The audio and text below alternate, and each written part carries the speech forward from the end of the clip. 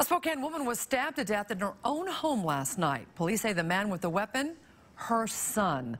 Spokane police arrested Marquis Smith for murder this morning. They say the attack happened at the house that they shared on West Walton Avenue. And KXY4's Taylor Graham working for you tonight. She sat down with the victim's neighbors today who say that they heard and even saw this horrific stabbing. Taylor? Yeah, Nadine, those women are still coming to terms with what they experienced here on Walton last night. They say it started with what they call a blood-curdling scream, and it ended with one of them sitting in a pool of blood holding the victim, her next-door neighbor.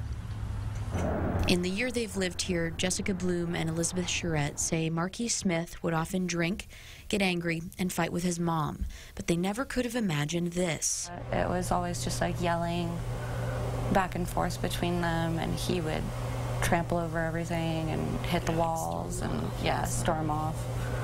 But never something like that. Jessica and Elizabeth experienced the unimaginable Sunday night, and they heard cries for help from next door. All of us were down there listening to the door, banging on the door, telling him to unlock the door, trying to break the door, like banging on the windows, trying to see what was going on. So Elizabeth ran to the back of the house, and she couldn't have prepared herself for what she'd see next. I saw him there, like, bent over her in their kitchen, going at it, and that's when I started screaming. She says Smith came outside to drive off in his mom's car, so she put up a fight. And I tried to push him down and get him away from the car so that he couldn't run. But she says Smith fought her off, so she memorized the license plate number and ran into the apartment. And I found her laying on the ground, and I put my fingers into her neck because she had been stabbed in the side of her neck and she was bleeding out of it. All she could do was be there for her neighbor,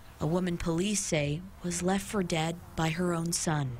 Just for her to know that someone was there and knew what was going on, and she wasn't gonna die alone. And now, all she can do is replay the night in her head and ask herself one question.